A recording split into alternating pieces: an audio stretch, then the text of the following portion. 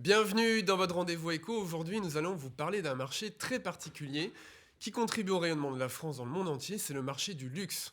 Un secteur en plein essor qui crée de nombreux emplois en Nouvelle-Aquitaine, à l'image d'Hermès, qui s'apprête justement à ouvrir cette année un atelier de maroquinerie à Saint-Vincent-de-Paul, dans la métropole bordelaise, avec à terme 250 emplois. Alors, comment on intègre le marché du luxe? Quels sont les profils recherchés? On va en parler avec Guillaume de Seine. Alors, expliquez-nous pourquoi vous êtes installé à Hermès, ici, à Saint-Vincent-de-Paul.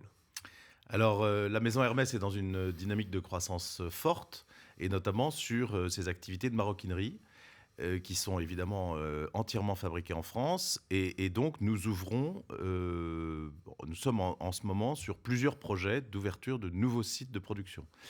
Pourquoi nous nous sommes intéressés à la région Aquitaine? Parce qu'il nous a semblé que c'était une région qui avait beaucoup d'atouts et que il est toujours plus facile pour nous de démarrer un nouveau site avec des artisans confirmés, notamment venant de Paris, où on a notre centre de production le plus important, pour évidemment encadrer les nouveaux venus, faire de la formation, de la transmission de savoir-faire. Et donc, on a fait des questionnaires au sein de nos salariés, et la région Sud-Ouest a été plébiscitée. Donc, c'est aussi pour ça que nous sommes venus ici. Alors, à quoi va ressembler cet atelier de l'intérieur et de l'extérieur? Nous essayons chaque fois que nous construisons une nouvelle manufacture, nous essayons d'avoir une vraie ambition architecturale. Donc là, ça va être un beau bâtiment, très ouvert sur l'extérieur, avec tout un espace paysager autour. Évidemment, nous avons besoin de beaucoup de lumière pour nos ateliers, de la lumière orientée essentiellement vers le nord, la lumière la plus pure possible. Donc je crois que ce sera un très beau bâtiment. Chacun de nos sites est différent. Nous ne reproduisons pas la même architecture à chaque fois. Et je suis impatient de voir le bâtiment terminé. Quels seront les modèles que vous allez produire au sein de cet atelier? Nous formons, tous nos artisans sont formés sur un modèle emblématique de la maison qui s'appelle le sac Kelly, qui est un modèle très ancien puisqu'il avait été dessiné par mon grand-père, puisque Hermès est une entreprise familiale, et qui est aujourd'hui l'un de nos sacs les plus vendus, et qui surtout concentre beaucoup de savoir-faire. Donc nous formons tous nos nouveaux recrutés sur la fabrication du sac Kelly.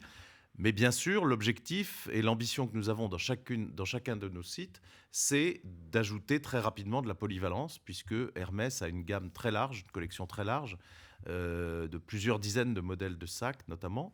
Et donc, il faut évidemment que les gens, très vite, à partir du Kelly, se forment à d'autres modèles. Mais en tout cas, aujourd'hui, les gens qui ont été recrutés pour ce site de Saint-Vincent-de-Paul apprennent à faire du Kelly. Alors, on l'a dit, à terme, ce sont 250 emplois. Quels sont les profils que vous recherchez et combien de personnes déjà vous avez formées aujourd'hui? C'est important pour nous cette taille parce que nous nous basons toujours sur. Nous ne dépassons jamais 250, 260, puisque nous considérons que ça permet de garder un côté plus familial et de créer une communauté où tout le monde se connaît. Donc c'est important de dire ça. Nous recrutons de façon très ouverte, très large, puisqu'au fond, il y a beaucoup de gens en reconversion qui viennent chez nous, puisque nous leur apprenons le métier. Donc la formation dure jusqu'à 15 mois, ce qui est évidemment long et ce qui est un investissement mutuel à la fois de la part du salarié et de la part d'Hermès. Mais nous recrutons tout type de profil sur la base de tests, notamment de tests évidemment de dextérité, d'aptitude manuelle. Donc c'est très largement ouvert.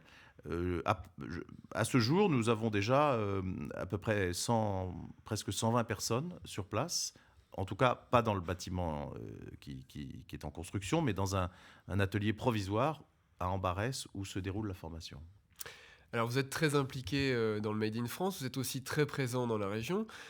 Est-ce que vous pouvez nous rappeler justement la présence d'Hermès dans la région, puisque vous êtes aussi en Dordogne, vous êtes en Charente, vous êtes aussi dans le Limousin? Oui, c'est vrai que dans cette grande région de la Nouvelle-Aquitaine, nous avons pas mal d'implantations. Nous avons en effet 3 maroquineries un peu voisines, une en Charente, à Montbron, une dans le nord de la Dordogne, à Nontron, et une à Saint-Junien, que nous sommes en train d'agrandir. Donc là aussi, un projet architectural et des recrutements pour passer d'à peu près 120 salariés à 250. Mais à Nontron, qui est un endroit où nous sommes implantés depuis maintenant 25 ans. Nous avons également une activité de porcelaine. C'est là où nous fabriquons la porcelaine Hermès, qui est un secteur qui marche très bien. Et puis nous avons également à Nontron un atelier de confection de cravates, notamment. Ouais. De soie. Nous avons également racheté une société qui porte un savoir-faire dont nous avons absolument besoin à côté de Limoges, qui est Béran, qui font ce qu'on appelle les chromos pour justement le décor des assiettes et de la porcelaine.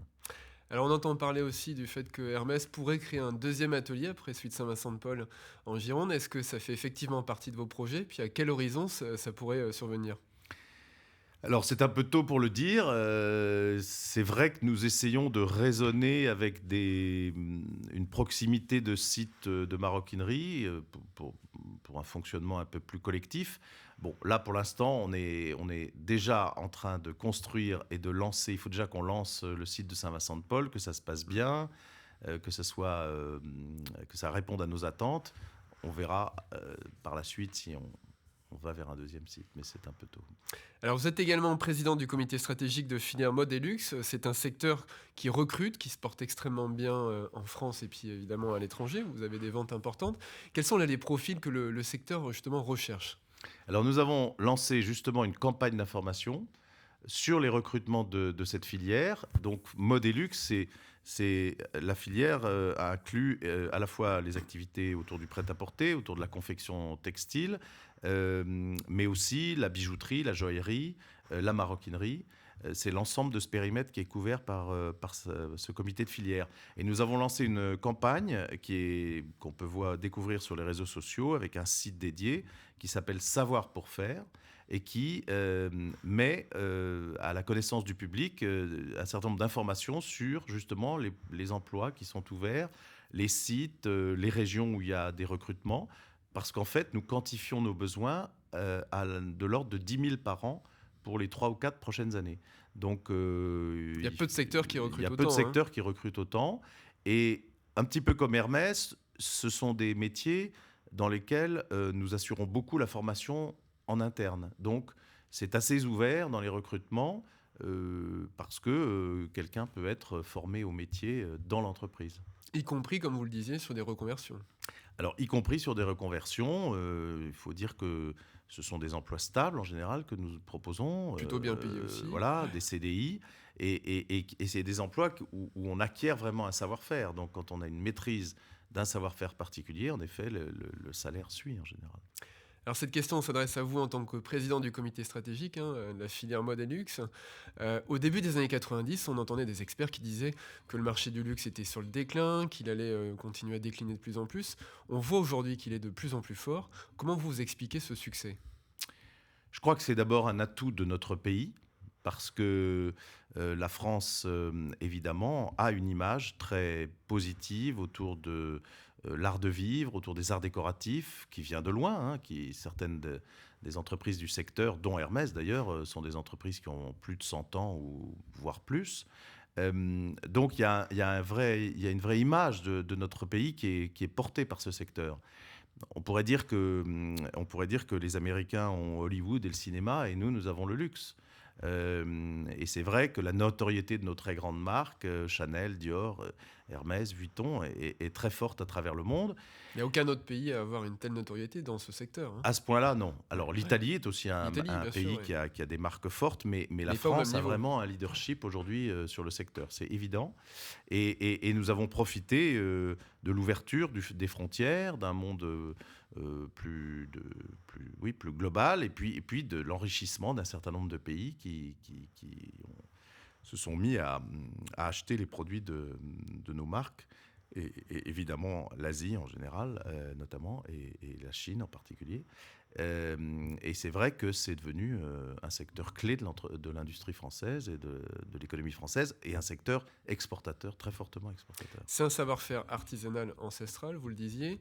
Comment, à l'heure du numérique, à l'heure où notre société se digitalise, justement, le secteur s'adapte à ces nouvelles tendances aussi des consommateurs qui veulent de plus en plus des objets connectés? Est-ce qu'on va en retrouver dans les sacs de plus en plus demain?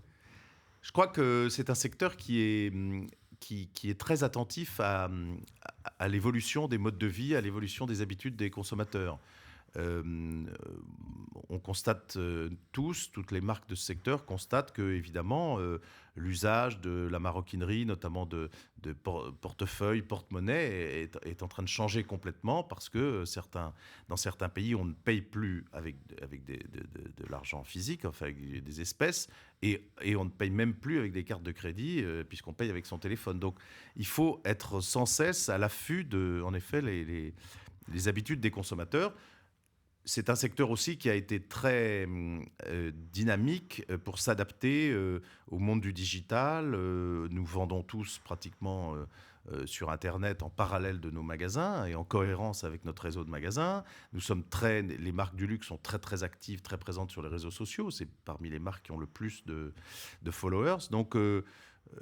Mais sans diminuer justement le nombre de magasins physiques, c'est ça qui est important aussi, hein. Ouais. Non, sans diminuer le nombre de magasins physiques et surtout en travaillant la cohérence entre les deux réseaux. Parce qu'on se rend compte que dans beaucoup de cas, ce sont les mêmes clients qui achètent à la fois dans les magasins et par Internet. Pour faire un cadeau, ça va plus vite d'acheter sur Internet, mais pour soi-même, on préfère prendre un peu plus de temps, ou on commande sur Internet, mais on va chercher dans un magasin pour quand même essayer, puis avoir l'expérience du magasin. Donc, il ne faut pas opposer les deux réseaux. C'est vraiment la complémentarité qu'il faut travailler.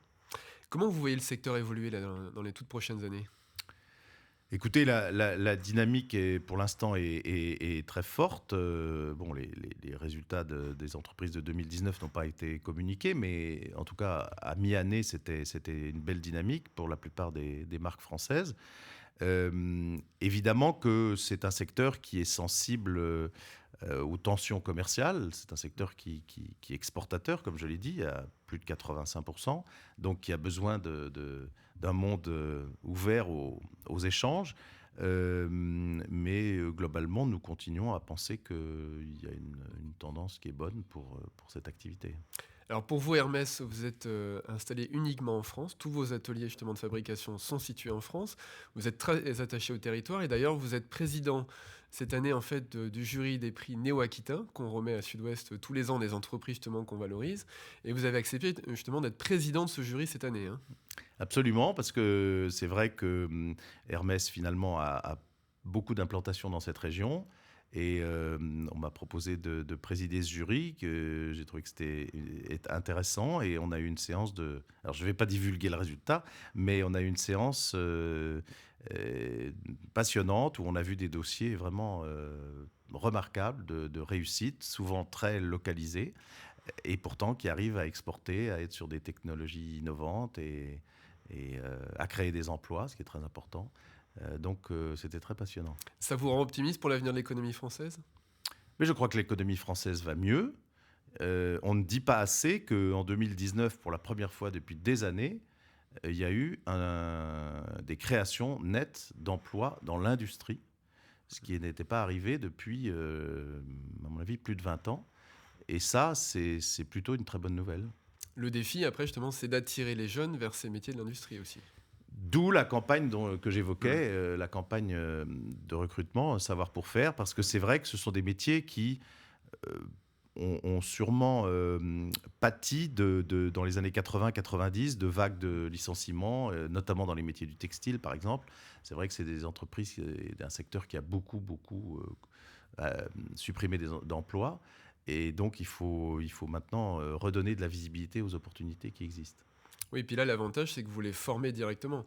C'est-à-dire que vous recherchez surtout des candidats qui ont du savoir-être, mais vous allez les former, leur donner une formation extrêmement qualifiante quand même pour la suite de leur carrière. Dans la plupart des cas, oui. On travaille, cela dit, au sein du comité de filière. On travaille aussi avec les pouvoirs publics, le ministère de l'Éducation, pour justement améliorer les formations à travers l'apprentissage, la pratique de l'apprentissage qui est en train de se redévelopper, améliorer le lien entre la formation initiale et les besoins des entreprises. Et Pôle emploi. Et Pôle emploi, qui est évidemment un acteur clé et avec lequel Hermès travaille pour ses recrutements au quotidien. Merci beaucoup, Guillaume Dessen. Avec plaisir. À très bientôt sur TV7.